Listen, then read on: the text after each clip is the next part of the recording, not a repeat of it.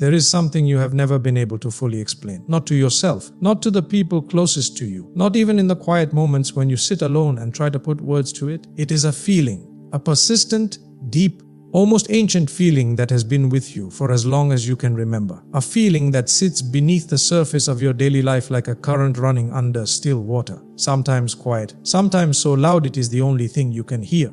The feeling that you do not fully belong here. Not here as in this city. Not here as in this job or this relationship or this season of your life. Here as in this world. Like you arrived somewhere that was not quite right. Like you stepped off a train at the wrong station and everyone around you seems to know exactly where they are going and exactly how this place works and exactly what they are supposed to be doing here. And you are standing on the platform watching them, feeling the gap between their certainty and your deep, persistent, unshakable sense that something about this does not fully fit. You have tried to explain it and been met with confusion.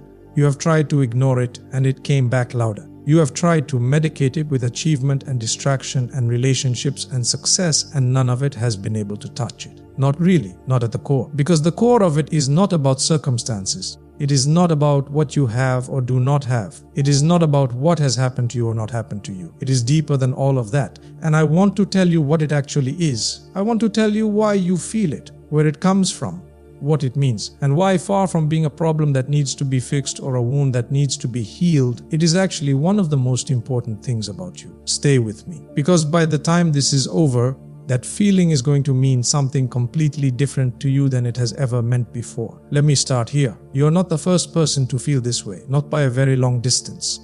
This feeling, this sense of not fully belonging to the world, of being somehow displaced, of carrying an awareness that reaches beyond what the visible, material, everyday world can satisfy, has been felt and written about and spoken about by some of the most extraordinary human beings who have ever lived. Augustine of Hippo, one of the greatest minds in the history of human thought, wrote something in the 4th century that has echoed across 1600 years because it is so profoundly, painfully true. He wrote, "Our heart is restless until it rests in thee. Not restless sometimes, not restless in difficult seasons. Restless, as a permanent condition of the human soul that has not yet found its true home." C.S. Lewis, the writer and thinker who came to faith precisely because of the intensity of this feeling, called it Sehnsucht, a German word that does not translate perfectly into English, but that points to an inconsolable longing. A desire for something you cannot name, a reaching towards something that this world keeps almost but never quite satisfying. He spent years of his life chasing that feeling through beauty, through music, through literature, through achievement, and he kept finding that the things that came closest to satisfying it could not sustain the satisfaction, that the feeling would return deeper, more insistent, more clearly pointing towards something beyond what any earthly experience could provide. And his conclusion, the conclusion that changed everything for him, was this: if there exists in us a desire that nothing in this world can satisfy, the most likely explanation is that we were made for another world.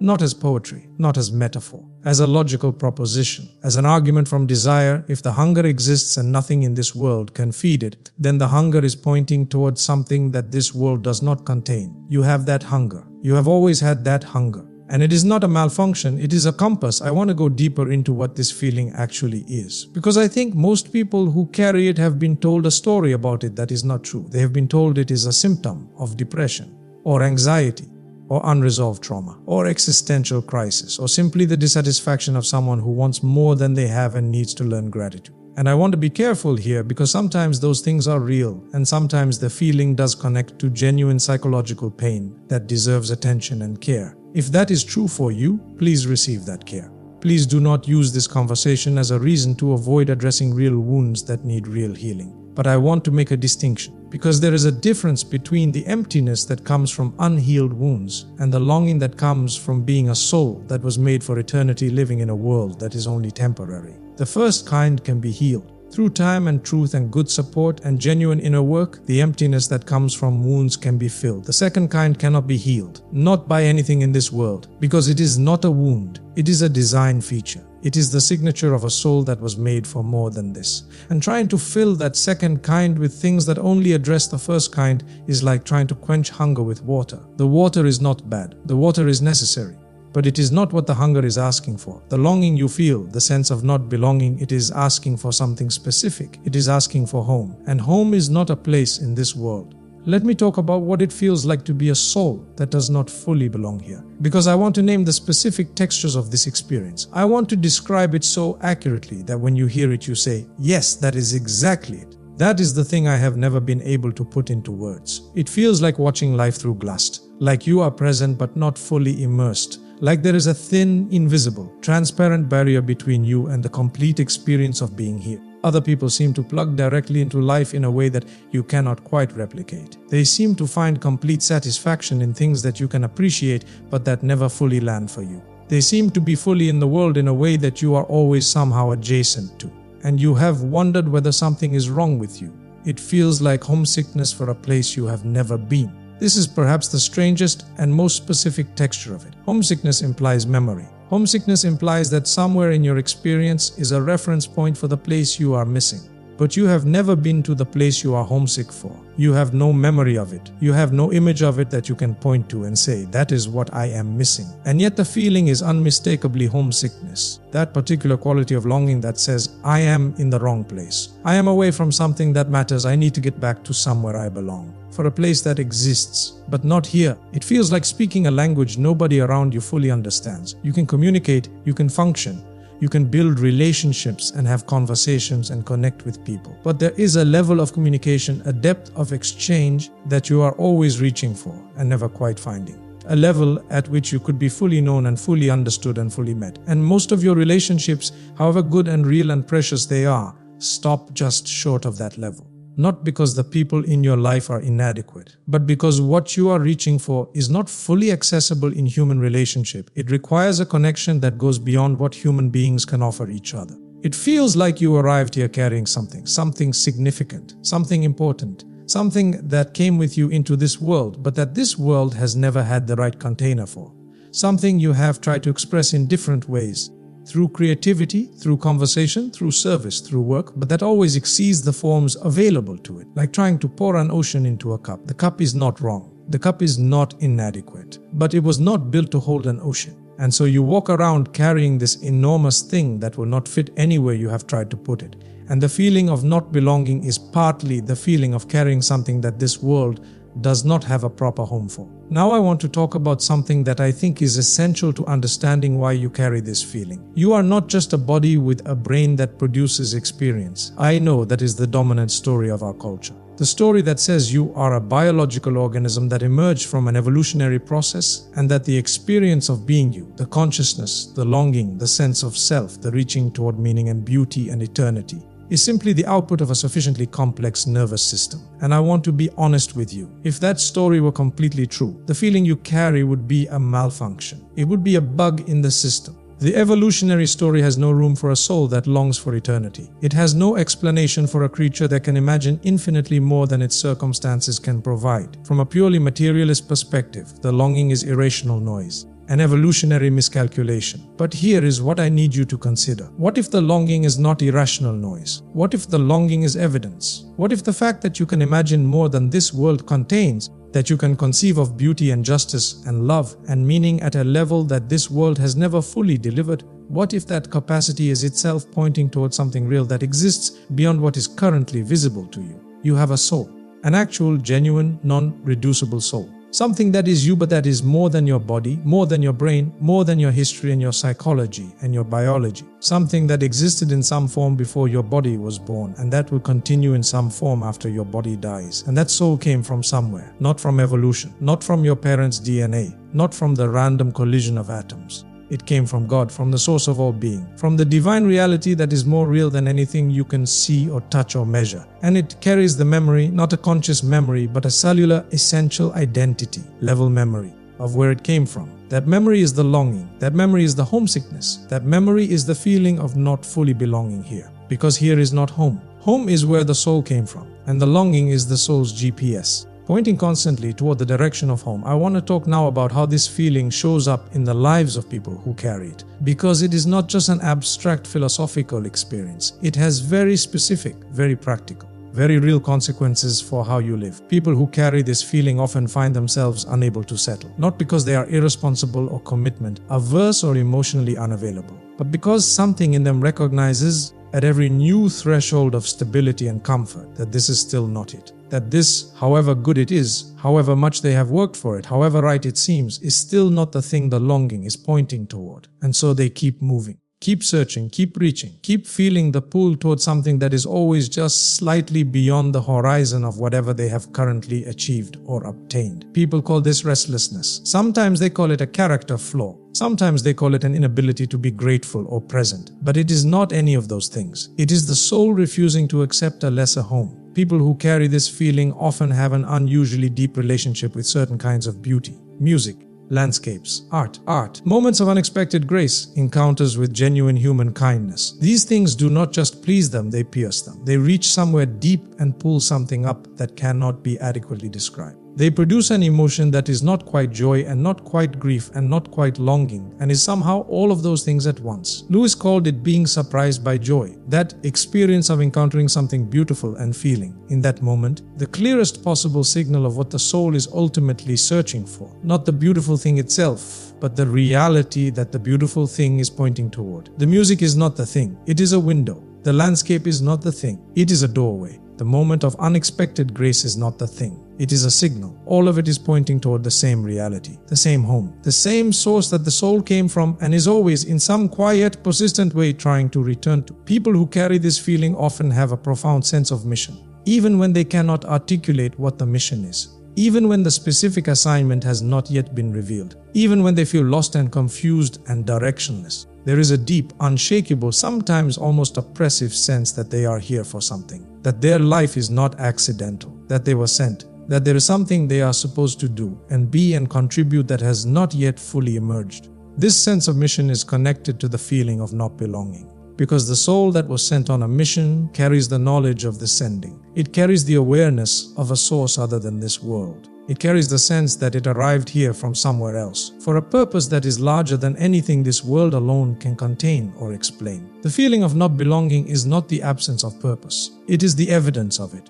You do not belong here in the way that someone permanently belongs here. You belong here the way an ambassador belongs in a foreign country. Fully present, fully engaged, doing something genuinely important, but always carrying the knowledge that this is not the home country, that there is a place of origin and ultimate belonging that is different from the place of current assignment. You are an ambassador, and the feeling of not fully belonging here is simply the awareness of that fact. I want to speak now to something very specific, the loneliness that comes with this feeling. Because there is a particular kind of loneliness that belongs to the soul that does not fully belong here. It is not the loneliness of being isolated or unloved. Many people who carry this feeling have full lives and genuine relationships and real community. It is a different kind of loneliness. The loneliness of being understood only to a certain depth and no further. The loneliness of reaching for a level of connection that is real and possible, but not fully accessible within the limits of human relationship. The loneliness of carrying something that others can partially see but never fully share. It is the loneliness of a particular kind of knowing. The knowing that you are more than this world has room for. The knowing that the deepest truth of who you are and why you are here exceeds what any human conversation or human relationship or human institution can fully honor or contain. And that knowing is isolating, not because anyone is doing anything wrong. Not because the people in your life are failing you, but because the fullest dimension of who you are can only be fully met by the one who made you. And until you are in the full presence of that one, there will always be a level of connection you are reaching for that you cannot quite find. That loneliness is real, and it is not a problem. It is a sign. It is the soul pointing toward the only relationship that can fully satisfy it, pointing toward the connection it was made for. Pointing toward God with the same insistent, persistent, unassuageable longing that it brings to everything else it reaches for but cannot quite find.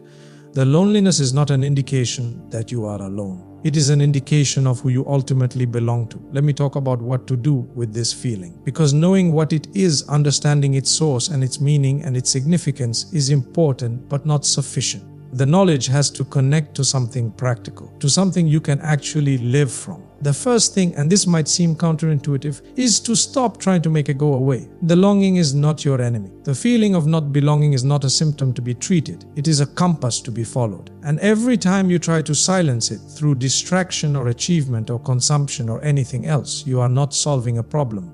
You are ignoring the most important signal your soul is sending. Let it exist. Let it speak. Sit with it long enough to actually hear what it is saying rather than just experiencing it as an unpleasant sensation that needs to be escaped. Because when you really listen to it, when you stop running from it long enough to actually attend to it, what you hear is not despair. What you hear is direction. It is pointing toward something. It has always been pointing toward something. And the something it is pointing toward is real and accessible and worth everything it costs to reach it. The second thing is to begin to understand the longing as a spiritual reality rather than a psychological problem. This is a significant reframe for many people, because we live in a world that tends to psychologize everything, that reaches first for therapeutic frameworks to explain inner experiences. And as I said earlier, sometimes that is genuinely appropriate and genuinely helpful. But the longing you carry is not primarily a psychological phenomenon. It is a spiritual one. It is the soul communicating something about its own nature and its own origin and its own ultimate home. And it requires a spiritual response.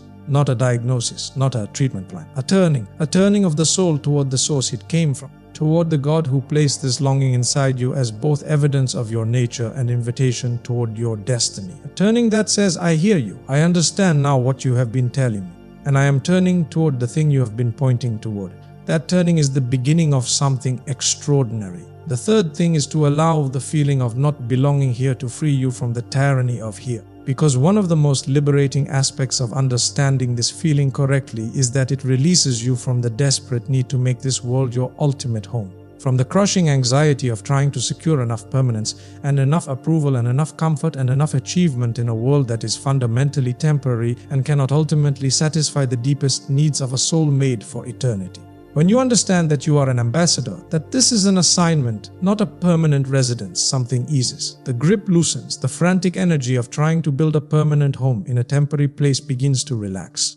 And from that place of release, the assignment itself becomes clearer, more purposeful, more free, because you are no longer trying to find your ultimate satisfaction here. You are no longer needing this world to be something it was never designed to be. You are free to be fully present to the assignment, to love the people here, to serve the purpose here, to contribute what you were sent to contribute without the desperate neediness of someone who is trying to extract from this world what it can never give. That freedom is extraordinary, and it comes from understanding the feeling of not belonging correctly. I want to speak now to the beauty that is available inside this experience, because I have been talking about the pain of it, the loneliness, the restlessness, the homesickness. And those things are real and they deserve to be named honestly. But there is another side. The soul that does not fully belong here has access to something that souls who are completely at home in this world often do not have. It has access to eternity, not as a concept, not as a theological position, as an actual experienced reality. The soul that has been stripped of its ability to find ultimate satisfaction in temporary things has been given in exchange a sensitivity to permanent things,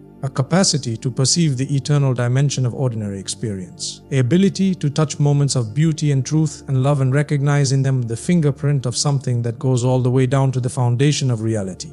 The music that makes you feel the longing most acutely, it is giving you something. The landscape that stops your breath, it is showing you something. The moment of connection that feels almost unbearably significant, it is pointing you towards something. All of these experiences are available to you with a depth and a richness that most people never access, because most people are satisfied enough by the surface of things that they never have to look beyond it. The soul that cannot be satisfied by the surface is driven to the depths. And the depths are where the real treasure is. Your inability to be fully at home in the shallow end has made you a deep diva. And what you find in the depths, what you are able to touch and taste and know and carry back to the surface, is something that the world desperately needs. Because the world is full of people living on the surface, satisfied by surfaces, shaped by surfaces, unable to see beyond what is immediately visible and measurable and temporary. And you can see further, you can feel deeper, you can bring something back from the depths that others cannot access. That is not a burden, that is a gift. And the feeling of not belonging here, as agonizing as it has sometimes been, is the very thing that gave you that gift, the very thing that drove you to the depths. The very thing that made you a carrier of something this world desperately needs and cannot produce on its own. I want to close with something that I think is the most important thing in this entire conversation. The feeling of not belonging here is not going to go away. Not completely. Not this side of eternity. And I want you to make peace with that, not the peace of resignation. Not the peace of giving up or giving in or deciding that the longing is meaningless, but the peace of understanding, the peace of knowing that the feeling has a name and a source and a purpose and a direction. The peace of being able to say, I know what this is, I know where it comes from, I know what it is pointing toward, and I am no longer afraid of it, Because the feeling of not belonging here is the feeling of belonging somewhere else. And that somewhere else is real. It is the most real thing that exists, more real than this world, more permanent than anything in this world, more beautiful and more true and more satisfying than the best this world has ever offered. And you are going there, not because you earned it,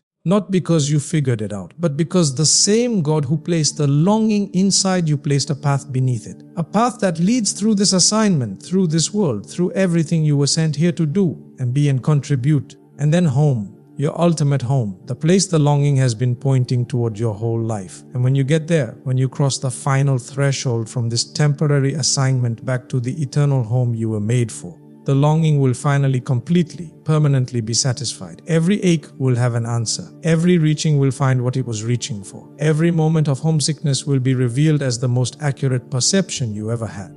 Because home is real and you were always going there. The feeling was never wrong. It was never a malfunction. It was always a compass. And the compass has been pointing true north your whole life. So stop running from the longing. Stop apologizing for it. Stop trying to fix it or medicate it or explain it away. Let it be what it is. A sign that you come from somewhere extraordinary. A signal that you are going back there. A reminder in every moment of restlessness and homesickness and reaching for something this world cannot give, that you were made for more than this. So much more. And the more is real and it is waiting for you. And on the day you finally arrive, you will recognize it immediately because something in you has always known the way home. I want to say one more thing before we close. To the person who has spent their life feeling broken because of this feeling. Because I know that is the story some of you have carried. The story that says something is wrong with me. I cannot be satisfied. I cannot fully connect. I cannot feel at home anywhere. There must be something defective at the center of my experience. I want to look that story directly in the face and say clearly, that story is false. You are not broken. You are not defective. You are not failing at the task of being human. You are a soul that carries eternity inside it. And eternity cannot be contained by temporality without feeling the constraint. A soul made for infinite depth cannot be fully satisfied by finite surfaces. A being made for complete and perfect and permanent love cannot be fully met by the incomplete and imperfect and temporary love that human beings are capable of offering each other. You are not failing to be satisfied. You are refusing to pretend that temporary things are permanent. You are refusing to lie to yourself about the depth of your own hunger. You are refusing to settle for a lesser home. And that refusal, as painful as it has sometimes been, is one of the most honest and courageous things about you. The world will try to tell you that the capacity for contentment is the highest virtue. That the person who has learned to want nothing beyond what they have is the freest and most enlightened person. But I want to offer you a different vision. The person who can still feel the longing, who has not numbed it or silenced it or talked themselves out of it, that person is carrying something sacred. Something that keeps them oriented toward what is real and permanent and ultimately satisfying in a world that constantly tries to convince everyone that the temporary is enough. Your longing is sacred. Your homesickness is sacred. Your feeling of not fully belonging here is sacred. It is the most honest thing about you and it is pointing you home. Say this out loud right now. My soul was made for eternity. My longing is not a flaw. It is a compass. I am not broken because this world cannot fully satisfy me. I was made for more than this world contains. And everything I feel, every moment of homesickness, every experience of beauty that breaks my heart,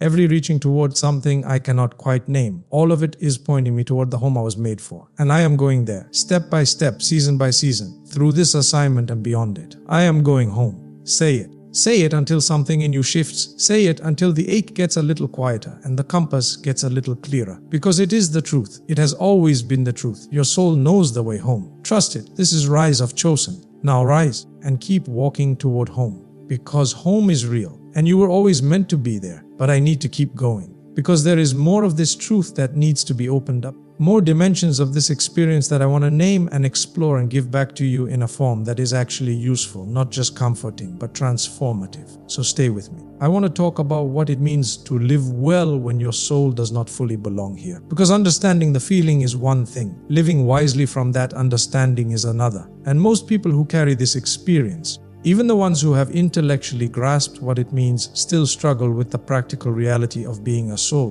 that longs for eternity, living in a world that is entirely focused on the immediate and the temporary. How do you live here fully and meaningfully and with genuine engagement when you know that here is not ultimately home? This is not a small question. In fact, I think it is one of the most important questions a human being can ask. And the answer is not, You detach. You withdraw. You become so focused on eternity that you lose interest in the present. That is not the answer. The answer is almost the opposite. The soul that understands that this world is temporary and that home is elsewhere, that soul is uniquely positioned to be more fully present to this world than anyone else, not despite the awareness of eternity, but because of it. Think about this. When you know that every moment here is temporary, each moment becomes precious rather than taken for granted. When you know that the people in your life are souls on the same journey, souls who also long for home, even if they do not have the language for it, you are able to love them with a depth and a quality that the person who has never looked beyond the surface cannot access. When you know that this assignment matters even though it is temporary, that what you do here has permanent significance even though the here itself is not permanent, you are freed from both the anxiety of trying to make everything last forever and the nihilism of concluding that nothing matters because nothing lasts. Everything matters enormously, precisely because it is temporary, precisely because each moment, each relationship, each act of love and truth and beauty is a contribution to something that goes beyond this world, even though it is expressed within it. The soul that knows it does not fully belong here has the potential to love this world more honestly than anyone, not with the desperate, clinging love of someone who is terrified of losing their only home, but with the generous, clear-eyed, full-hearted love of someone who can see this place for what it is, beautiful, broken, temporary, significant, without needing it to be something it is not. That is the love this world needs, and you are capable of it, precisely because you have always known that here is not home. I want to talk about the people who felt this feeling most acutely and what they did with it, because I think there is instruction in their lives, not just inspiration. Actual practical instruction about how to carry this experience in a way that serves rather than destroys. Think about the mystics. Every great spiritual tradition has its mystics, the ones who felt the longing most intensely, who were pierced most deeply by the gap between this world and the one they were reaching for, who were unable to settle for the surface of religious practice and drove instead toward the depths. Teresa of Avila, John of the Cross, Mr. Eckhart Rumi, Thomas Merton, Simon Weil. What is remarkable about these figures is not that the longing destroyed them. It is that the longing drove them to extraordinary depths of wisdom and love and spiritual perception that became gifts to everyone who came after them. They did not run from the feeling. They went into it. They allowed the ache of not belonging here to drive them toward the source of all belonging, toward the God who is the ultimate answer to the longing. And in that pursuit, in the profound, costly, beautiful interior journey that the longing demanded of them, they found things, wisdom, depth, a quality of love and perception and presence that marked everything they touched. The longing did not make them less effective in this world. It made them more effective because it drove them deeper, because it refused to let them be satisfied by the surface, because it kept pointing them toward the depths where the real treasure is. And what they brought back from those depths, the writings, the teachings, the demonstrations of what a human life fully surrendered to God can look like, continues to nourish people centuries after their deaths. That is what the longing can produce, not escape from this world, depth within it. I want to address something that I know is in the back of some of your minds. The fear that this feeling, this sense of not belonging here, makes you unsuited for the ordinary demands of life. That it somehow disqualifies you from fully engaging with the practical, daily, sometimes mundane reality of being a human being in this world. I want to dismantle that fear. Some of the most grounded, most practically effective, most genuinely useful people in history have been precisely the ones who carried this feeling most acutely. The awareness of eternity did not make them incapable of earthly engagement. It gave their earthly engagement a quality and a depth and a staying power that people without that awareness could not replicate. C.S. Lewis, who spent much of his inner life in the grip of this longing, was one of the most productive and practically effective intellectuals of the 20th century. He wrote dozens of books that have helped millions of people. He taught at Oxford and Cambridge. He corresponded with thousands of ordinary people who wrote to him with their struggles and their questions. He was present, engaged, useful, fully alive to the responsibilities and joys and demands of being in this world. The longing did not prevent any of that. The longing fueled it. Because when you know that what you do here has eternal significance, when you understand that each human being you encounter is a soul on its own journey home, the ordinary becomes extraordinary. The mundane becomes sacred. The routine act of being kind or honest or helpful or present is revealed as something that matters not just in this moment, but forever. The feeling of not belonging here does not disqualify you from full engagement with here. It qualifies you for a depth of engagement that the person who is completely at home in the shallow end can never access. There is something I want to say specifically to the young people carrying this feeling, because I know that for many young people, this experience is particularly disorienting. You are in a season of life when the world is telling you to figure out who you are and what you want and where you belong. And the feeling of not fully belonging anywhere, of not fitting into the categories and the groups and the identities that seem to organize everyone else's experience can feel like a crisis. I want to tell you something that nobody told me when I needed to hear it. That feeling is not a crisis. It is an invitation to go deeper than the surface categories, deeper than the identities and the groups and the social structures that most people use to organize their sense of self, deeper than what any worldly belonging can offer. An invitation into the interior, into the real work of knowing who you actually are, not who you are in relation to your peers or your culture or your ambitions or your fears, but who you are at the level where the soul lives. The level where the longing comes from, the level where God knows you and has always known you and has a name for you that is more real than anything the world has ever called you. That invitation is not an accident. The discomfort of not fitting in, the pain of looking around at the groups and the categories and the identities and feeling that none of them quite capture you. That discomfort is the pressure that makes the journey inward unavoidable. And the journey inward is the most important journey you will ever take. Go on it. Not alone. Find guides, people who have made that journey before you and can point you toward the depths. Books, conversations, teachers, communities of people who take the interior life seriously. The mystics I mentioned, the great spiritual writers, the people in your life who speak from genuine depth rather than comfortable surface. Find them and go on the journey. Because what you will find in the depths, what is waiting for you in the interior that the discomfort of not belonging is driving you toward, is more than worth the disorientation of the journey. I want to talk about what happens when you make peace with the feeling. Not peace in the sense of the longing going away. I already told you it does not go away. But peace in the sense of the longing becoming your companion rather than your tormentor. Because that transformation is possible and it is extraordinary. When the soul that has been running from the longing, that has been trying to silence it and escape it and fix it, finally turns and faces it. Finally says, I know what you are. You are not my enemy. You are not evidence of something wrong with me. You are the truest, most faithful thing about me. You have been pointing home my whole life and I have been running in every other direction trying to make you stop. When that turning happens, everything changes. The restlessness does not disappear, but it becomes purposeful restlessness. The kind that says, keep moving, keep reaching, keep going deeper. Not the kind that says, something is horribly wrong. Fix this, make it stop. The homesickness does not disappear, but it becomes a source of tenderness rather than torment. A tenderness toward yourself for carrying something this real. A tenderness toward other people who carry the same longing even when they cannot name it. A tenderness toward this world that is beautiful and broken and trying its best to be home for souls that were made for something it cannot provide. The feeling of not belonging does not disappear, but it becomes a foundation rather than an abyss. A foundation that says, I know who I am at the deepest level. I know where I come from. I know where I am going. And that knowledge makes me free to be fully present to where I am right now. That is the peace I am talking about, not the absence of longing, the integration of it, the ability to carry the longing without being destroyed by it, to let it fuel the journey rather than paralyze the traveler, to receive it as a gift rather than experience it as a wound. That integration is available to you. And the first step toward it is what you are doing right now. Hearing this, understanding it, letting the truth of what the feeling actually is begin to replace the story that something is wrong with you. Nothing is wrong with you. You were made for eternity, and the longing for eternity is the most accurate thing your soul has ever communicated.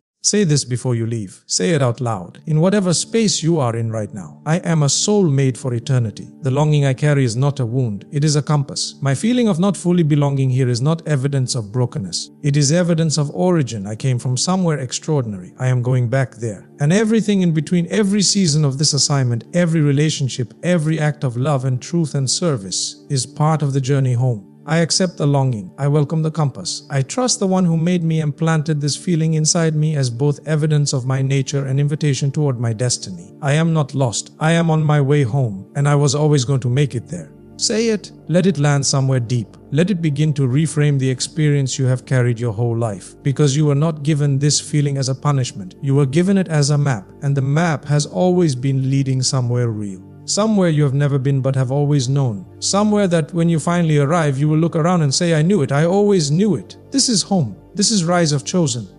Now rise and keep walking, because home is waiting. And you are closer than you have ever been. One more conversation before we close, because I have been speaking to the part of you that understands, the part that can receive these ideas and hold them and find meaning in them. But there is another part of you, the part that has lived inside this feeling for years, the part that has felt it not as a philosophical concept but as a daily, sometimes crushing reality. The part that has woken up in the middle of the night with that nameless ache. The part that has sat in rooms full of people and felt completely alone. The part that has achieved things and received recognition and still felt empty in the place the recognition was supposed to fill. I want to speak to that part directly. You are not imagining it. The emptiness is real. The ache is real. The homesickness is real. The feeling of being somehow displaced, of being here but not quite of here, that is real. I am not going to tell you that understanding it intellectually will make it stop hurting. It will not. The longing does not become painless just because you understand what it is. The homesickness does not become comfortable just because you know where the home is. But something does shift when you stop experiencing the feeling as evidence of a fundamental flaw in your existence and start experiencing it as evidence of the extraordinary nature of who you are and where you come from. The relationship with the pain changes. It is still pain, but it is pain with meaning. And pain with meaning is something a human soul can bear, can even, in time, come to treasure. Not the pain itself, but what the pain points toward, what it proves, what it means about the depth and the origin and the ultimate destination of the one who carries it. You are carrying something sacred. The ache in you is sacred. And I do not want you to lose that just because the world has never given you the language to understand it. I also want to speak to the exhaustion. Because carrying this feeling for years, carrying it without the framework to understand it, without the community of people who share it, without the language to name it or the permission to honor it, is exhausting. You have been carrying it largely alone. Even when you have had people around you who love you and care for you. The specific loneliness of this feeling has meant that a significant part of your inner experience has been carried in isolation. People close to you may have sensed something, some quality of depth or searching or intensity in you, but they have not been able to fully share the weight of it. That is a real cost, and I want to acknowledge it without minimizing it. You have been doing something genuinely difficult for a long time. Carrying something heavy without the tools to understand it or the community to share it. Moving through a world that does not have adequate categories for what you experience. Functioning sometimes brilliantly in spaces that never quite had room for the fullest dimension of who you are. That is hard, and you have done it. You have survived seasons that should have broken you. You have kept going in periods of darkness that would have stopped most people. You have refused to fully numb the longing even when numbing it would have been much easier. You have kept the HE alive, which means you have kept the compass pointing. That took more courage than you have ever been given credit for. And I want to give you credit for it now. You have been faithful to something you did not fully understand. Faithful to the knowing. Faithful to the knowing. Faithful to the feeling that said, there is more than this. There has to be more than this. I will not stop reaching for it. That faithfulness was not wasted. That faithfulness is the thing that has kept you oriented toward home even in the seasons when home felt infinitely far away. And it will carry you the rest of the way. Let me close with this. Imagine standing at a window in a foreign country. You have been on this assignment for a long time, longer than you expected, harder than you anticipated. The assignment has required things of you that you could not have prepared for, costs you did not know you would have to pay, losses you did not know you would have to absorb, depths of darkness you did not know you would have to navigate. And sometimes, standing at that window, looking out at a landscape that is beautiful in its own way but that is not your home, sometimes you feel it with almost unbearable intensity. The homesickness, the longing, the knowing that somewhere on the other side of this assignment there is a place that is entirely and completely and permanently yours. A place where the longing finally rests. A place where you are fully known and fully met and fully home in a way that nowhere in this world has ever quite managed. And from that window you can almost see it, not with your eyes, with something deeper than eyes, with the compass the longing has always been, pointing toward it, steady and true. That place is real. The compass is accurate, and you are going there. Not because you earned it, not because you figured it out, but because the God who sent you on this assignment has a home waiting for you, has always had a home waiting for you. And the longing He placed inside you before you arrived here was always meant to be the thing that kept you oriented toward that home. No matter how far the assignment took you, no matter how long the journey lasted, no matter how many times the world tried to convince you to settle for less, you will not settle for less. You never have. The compass would not let you. and it will not let you now. So hold the longing, honor the ache, thank the homesickness for pointing true north through every season, and keep walking, because home is real and you are going there. And when you arrive, when you finally, completely, permanently arrive, the longing will rest. And you will know, you always knew. This is Rise of Chosen. Rise and keep walking toward home, because home has always been waiting for you. And I want to give you one more thing to carry, a practice, something concrete, something you can do today and tomorrow and every day, that this feeling comes, which it will come because that is its nature, and something that will help you relate to it differently than you have before. When the longing comes, when the homesickness rises and the feeling of not belonging here becomes acute, do not run from it. Turn toward it instead and ask it a question. Ask it, what are you showing me right now? Because the longing always comes for a reason. It rises in specific moments, in response to specific experiences. It comes when you encounter beauty that exceeds what beauty should be able to do. It comes when you experience a kindness that touches something deeper than kindness usually reaches. It comes when you are in the middle of something, a conversation, a piece of music, a moment in nature that feels unbearably significant in a way you cannot explain. And in each of those moments, the longing is not just aching, it is pointing. It is saying, this is a window, look through it. Not at the glass itself, not at the beautiful thing that triggered the feeling, but through the glass, at what the beautiful thing is pointing toward, at the source from which all beauty flows, at the home to which all moments of genuine transcendence are pointing. When you can do that, when you can use the longing as a window rather than experiencing it as a wound, something extraordinary becomes available. Every moment of beauty becomes a message from home. Every experience of genuine love becomes a signal of the ultimate love. Every instant of real connection becomes a foretaste of the complete connection that is coming. The world does not become less beautiful. It becomes more beautiful because you can see through it now rather than just at it. You can perceive the eternity that is always shining through the surface of things. You can receive each beautiful moment as both itself and as a promise of the beauty that is waiting on the other side of this assignment. That is an extraordinary way to live, and it is available to you. Not when the longing is finally healed, but when you learn to receive the longing as a gift, as a compass, as a window, as a map, as the most faithful, most accurate, most loving. You are a soul made for eternity. The longing is evidence of that. And eternity, full, complete, permanent, unimaginably beautiful eternity is your destination. Every step of this assignment is a step toward home. And the compass has always been pointing true. Trust it, follow it, and do not stop until you are there, because you were always going to make it. You were made for home, and home was always made for you. This is Rise of Chosen. Now rise, rise and walk. Walk toward the thing the longing has always been pointing toward. Walk toward the beauty that is more than beauty. Walk toward the love that is more than love. Walk toward the home that is more real than anything you have ever touched in this world. Walk toward it, because it is real, and you have always known the way. Rise.